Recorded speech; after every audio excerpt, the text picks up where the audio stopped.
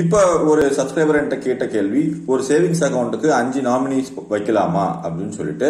இப்போதைக்கு அதுல சட்டப்படி வழிவகைகள் கிடையாது. ஒரு சேவிங்ஸ் அக்கௌண்ட்டுக்கு ஒரு நாமினி தான் இருக்க முடியும். இதுல முக்கியமான விஷயம் என்ன அப்படின்னு சொன்னா, ஒரு சேவிங்ஸ் அக்கௌண்ட்டுக்கு நாமினியா சொந்தக்காரங்களோ, பிளட் ரிலேட்டிவோ இல்ல லீகல் ஹையர்ஸ், அதாவது வாரிசுதாரர்களோ தான் இருக்கணுமா அப்படின்னு கேட்டீங்கன்னா கண்டிப்பா கிடையாது. பக்கத்து வீட்டுக்காரர், ஏதாவது ஒரு மூன்றாவது நபர் கூட நாமினியா இருக்கலாம். ஆனா இங்க ஒரு லீகல் பாயிண்ட் முக்கியம். யாரோ ஒருத்தரை நாமினியா போட்டுட்டார் ஒரு நபர். அந்த நபருக்கு அக்கௌண்ட்ல 1 கோடி ரூபாய் இருக்கு, அவர் இறந்துட்டார். இப்ப அந்த 1 கோடி ரூபாவுமே அந்த நாமினிக்கு தான் போகும். இங்க என்ன கேட்ச் அப்படின்னு சொன்னா, இப்போ அந்த இறந்த நபருக்கு லீகல் ஹையர்ஸ் வாரிசுதாரர்கள் சொல்லிட்டு 2 பசங்க, அப்புறம் அவங்க ஒய்ஃபும் உயிரோடு இருக்காங்க. இந்த 3 பேருமே போய் அந்த நாமினிட்ட அந்த 1 கோடி ரூபாய் கொடுங்க அப்படின்னு சொன்னா, அந்த நாமினி அந்த 1 கோடியை அந்த வாரிசுதாரர்களுக்கு கொடுக்கணும். ஸோ நாமினி அப்படிங்கிறவர் ட்ரஸ்டி ஆஃப் த ப்ராப்பர்ட்டி தான். அவர்கிட்ட பாதுகாப்பாக அந்த பணம் ஒப்படைக்கப்பட்டிருக்கிறத தவிர அந்த உரிமை அவருக்கு தான் இருக்கு அப்படின்னு சொல்லிட்டு சட்டம் சொல்லலை.